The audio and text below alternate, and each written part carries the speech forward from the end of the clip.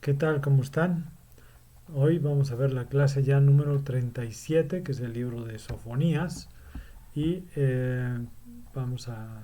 Déjenme sacar mis apuntes. Bueno, primero le quito la cámara. Ahí está. Ahí está la diapositiva completa. Es el panorama bíblico y la clase es 37. Como les decía, es el libro de Sofonías. Y eh, Sofonías, también llamado, bueno, en hebreo más bien, se le llama Zephaniah, Zephaniah, ¿sí? Es el libro, el cual él es el noveno de los profetas menores del canon del Antiguo Testamento y fue contemporáneo y colaborador del profeta Jeremías. Naturalmente el libro del profeta Jeremías, digo Sofonías, contiene en sus tres capítulos, porque además tiene tres capítulos, son 50 y tantos, ahorita vamos a ver el número exacto de versículos, pero es bosquejo, digamos, de las ideas fundamentales de las predicciones de Sofonías, ¿no? Se cree que era como, hagan de cuenta, como un resumen, ¿no? De las predicciones de todos de las predicaciones que él realizó. El mensaje de Sofonías de juicio y de ánimo contiene tres doctrinas principales, ¿sí? Muy importantes realmente, y que son: la primera es Dios es soberano sobre todas las naciones; la segunda, los malos serán castigados y los justos serán reivindicados en el día del juicio. Y déjenme poner, ahí está. La tercera, Dios bendice a aquellos que se arrepienten y confían en Él. Eh, También pudiéramos decir que eh, en el libro se les habla al remanente, ¿no? Ahí menciona al remanente del pueblo de Israel. El esquema del libro, en su forma actual, es el siguiente, ¿no? A sería primero, primer capítulo, versículo 2 hasta el segundo capítulo, versículo 3.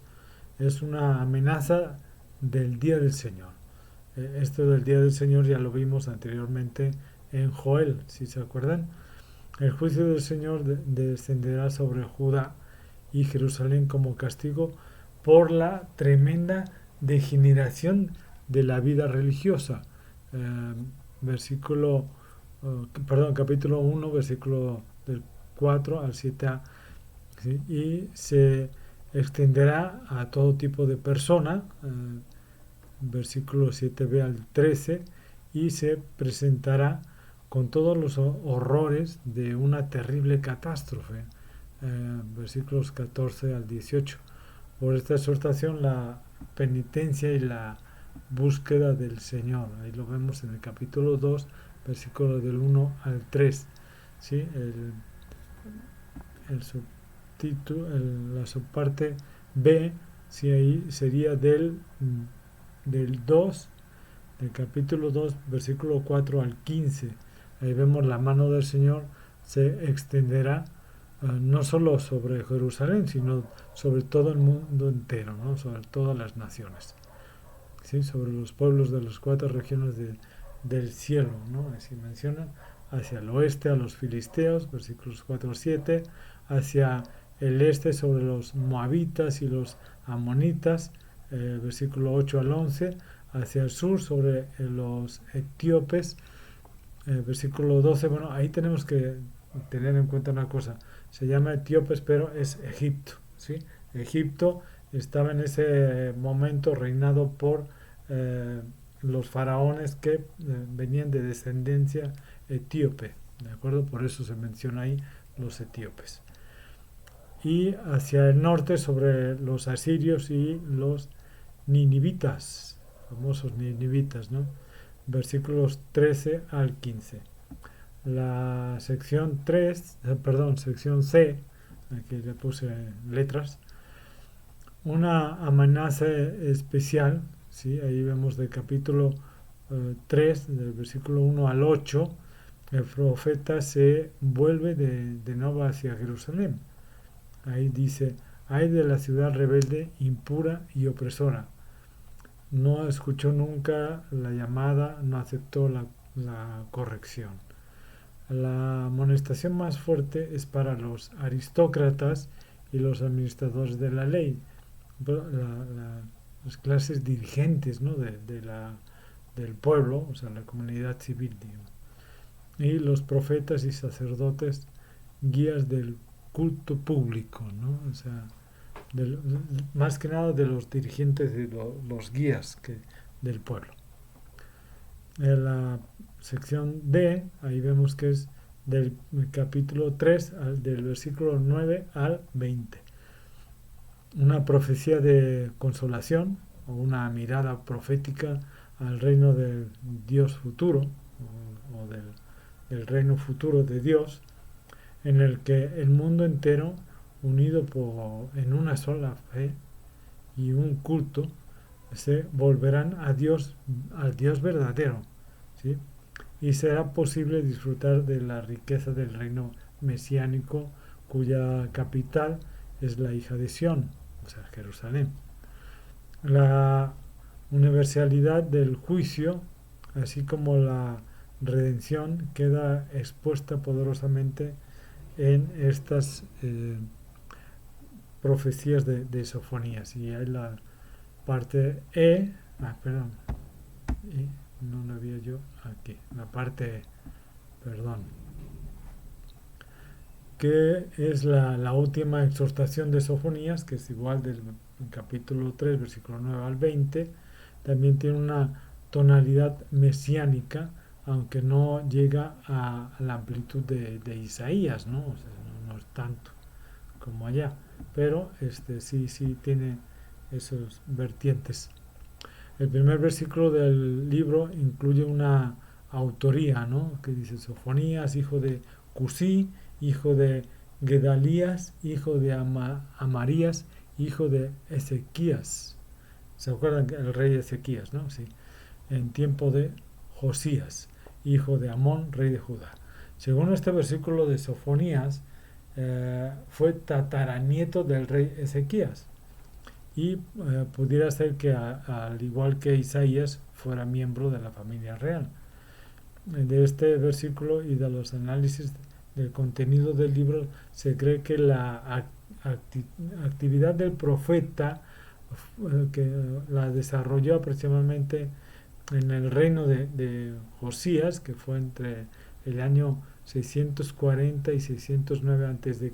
aproximadamente, ¿sí? Y probablemente Sofonías y Jeremías fueron los profetas que o, ungieron al rey Josías o más bien guiaron, ¿no? Digamos, guiaron al rey Josías para que promulgara, una reforma de culto que posteriormente se llevó a cabo, aunque realmente no fue una reforma bien profunda, sino que fue un poco maquillada debido a que, a pesar de todo lo que eh, Josías hizo, ¿sí?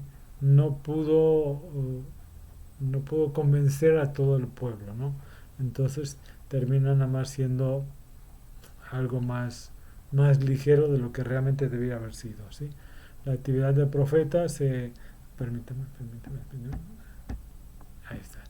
La actividad del profeta se realiza en el reino de Josías, como les había comentado.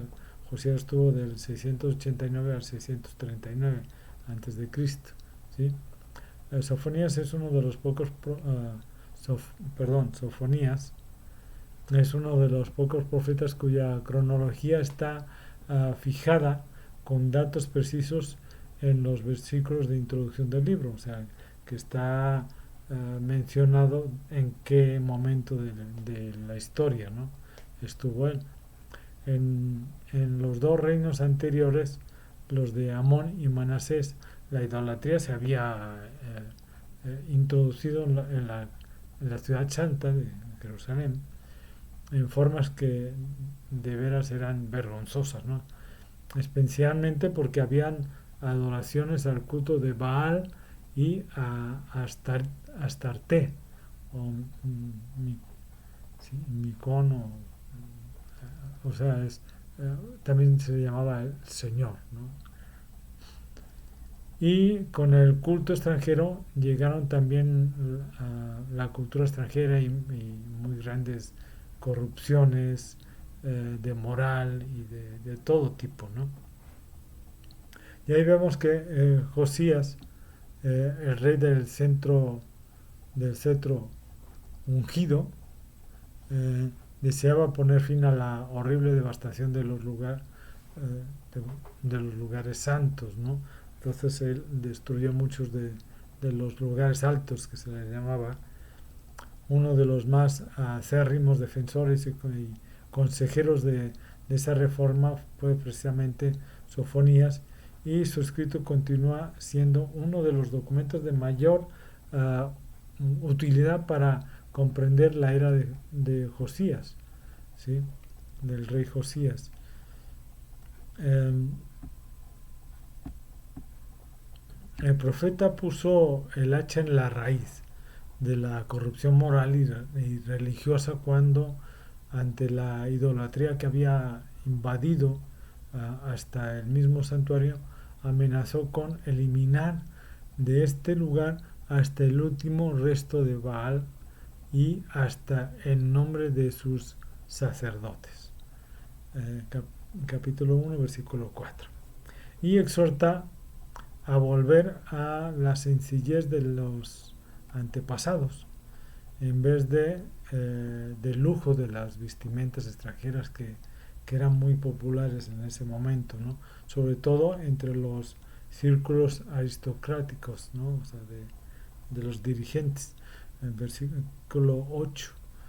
La época de Sofonías fue decisiva e importante debido a que la tierra de Oriente Medio estaba estaba siendo arrasada por extranjeros, ¿no? Asirios, por un montón precisamente de todas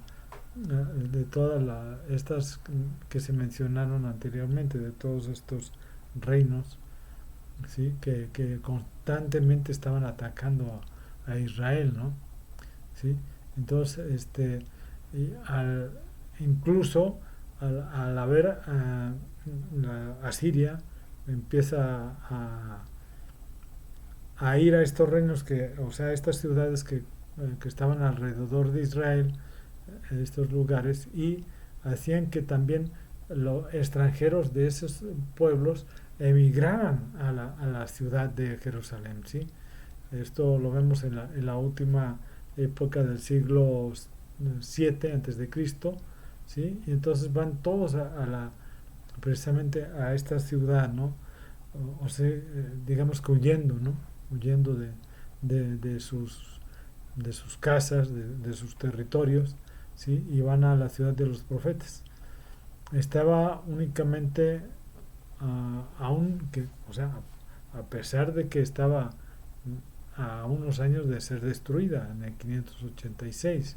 Si se acuerdan que llegan allá Nabucodonosor y destruye toda la ciudad. El vigía de la larga vista de las murallas de Sión vio llegar la catástrofe.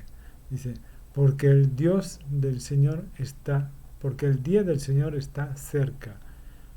Es el versículo 7. Sí, es el núcleo de sus predicciones, ¿no? Próximo está el día del Señor, está próximo y se acerca rápidamente. Día de la ira será aquel, día de angustia y día de desgracia, día de desastre y desolación, día de tinieblas y oscuridad, día de nubes y negros nubarrones. Versículo 14 y 15. La única fuente primaria de nuestro escaso conocimiento de la personalidad, digamos, y de las cualidades retóricas, ¿no? Y literarias que de Sofonías pues realmente llegan solo del libro, ¿no? Y realmente pues nada más tiene esos tres capítulos y tiene 53 versículos. Eh, el escenario de su actividad fue la ciudad de Jerusalén. Él estaba ahí, era donde él se radicaba, ¿no? Donde él estaba precisamente. Y el mensaje principal del libro es el día del Señor o día de Yahweh, o Yahvé, ¿sí? Día que el profeta anuncia como el castigo divino para los pecadores del reino de Judá.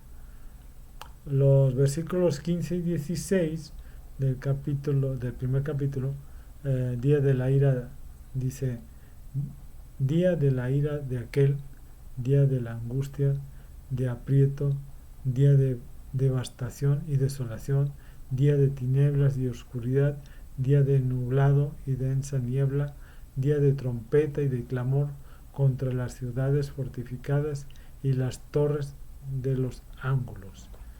Inspiraron el himno de Dies Irae, que fue una parte fija de la misa del Requiem en el Concilio de Trento y posteriormente en el Vaticano II. Pero bueno, son efemérides, digamos, ¿no? Así es. También Sofonías pronuncia un juicio sobre toda la tierra, ¿no? Y también sobre Judá, sobre las naciones circundantes, ¿sí? Sobre Jerusalén también y sobre todas las naciones en general. Este es seguido por proclamaciones de la bendición del Señor, así que termina realmente el capítulo 3 con las bendiciones del Señor sobre todas las naciones y especialmente sobre el remanente fiel de su pueblo en Judá. Sofonías tuvo el valor de hablar con determinación porque sabía que estaba promulgando la palabra de Dios, ¿sí? Con, con su libro comienza con las palabras, ¿no? Dice, la palabra de Jehová, y termina diciendo, dice Jehová.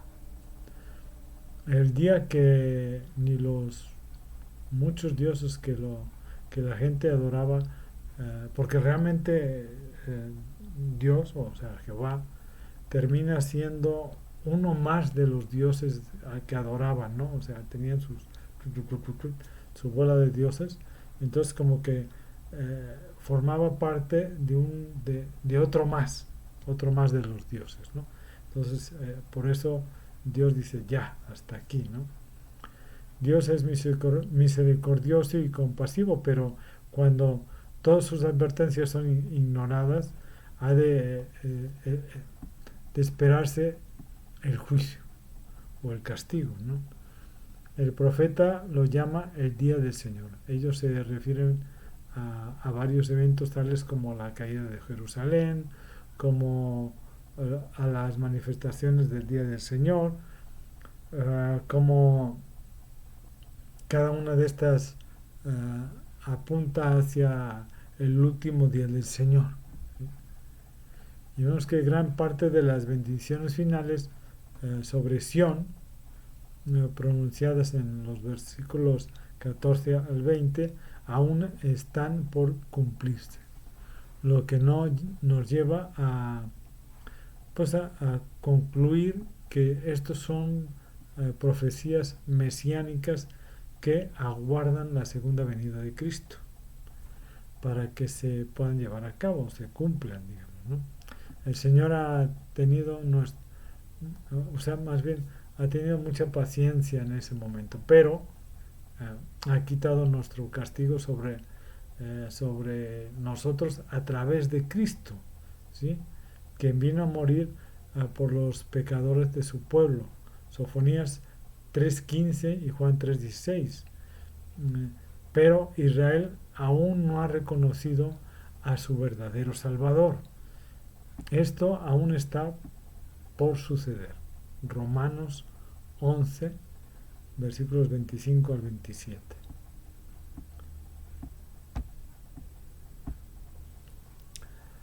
La promesa de paz y seguridad para Israel es un tiempo cuando el rey esté en medio de ellos. Será cumplido cuando Cristo regrese y a juzgar y redimir al mundo para Él. ¿Sí? Así como Él ascendió a los cielos después de su resurrección, si se acuerdan, ¿no? 50 días después, no, perdón, 40 días después, así también Él resucitará, perdón, no resucitará, ya resucitó, sino que regresará y en ese momento resucitarán, ¿sí? Muchos de los que de los judíos, ¿sí? Acuérdense que primero son los que están en Cristo, ¿no? Y luego los que quedaron vivos y luego cuando sea el milenio resucitan los judíos, ¿sí? Y que van a estar con él reinando, porque ellos van a ser los que estén haciendo los sacrificios en el templo, ¿sí? No nosotros, sino los judíos, ¿sí? Entonces, al regresar y establecer una nueva Jerusalén sobre la tierra, Apocalipsis 21, ¿sí? En ese tiempo todas las promesas de Dios serán para Israel, serán cumplidas, ¿sí? Con unos pocos ajustes en cuanto a los nombres y situaciones realmente del profeta, del profeta del siglo VII a.C., puede pararse en nuestros púlpitos de hoy, ¿no? Y predicarnos el mismo mensaje de juicio sobre la maldad y la esperanza para quienes es fiel o quienes son fieles al Señor. Sofonías nos recuerda que Dios está ofendido por los pecados morales y religiosos de su pueblo. El pueblo de Dios no escapará al castigo cuando peque deliberadamente. El juicio puede ser doloroso, pero su propósito puede ser redentor más que disciplinario. El inevitable castigo de la maldad nos ofrece un consuelo.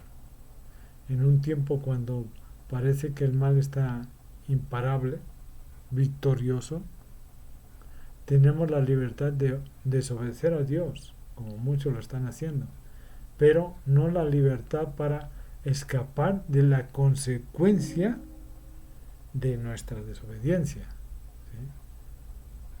Aquellos que son fieles a Dios pueden ser relativamente pocos, pero Él no los va a olvidar, Él no los olvida, ¿sí? El gozo del cristiano es a la vez una actitud y un fruto espiritual en todos aquellos que permiten que Dios ocupe el lugar céntrico en su vida. La vida solo tiene significado y valor si Cristo está en medio de ella. Si no, déjame decirte que entonces no vale nada tu vida, porque realmente nada más estás viviendo un momento, una situación, pero que realmente no vas a tener una vida eterna. Solo con Él podremos tener vida eterna. Solo en Él tenemos la vida eterna. Así es que, si quieres tener vida eterna, ya lo sabes, sigue a Cristo, busca a Cristo y permite que entre en tu corazón y Él sea tu Salvador, tu único y verdadero Salvador. No hay ningún otro, nadie más. Nadie intercede ante el Padre sino el Hijo. Que Dios los bendiga, cuídense mucho y nos vemos la próxima semana. Hasta luego.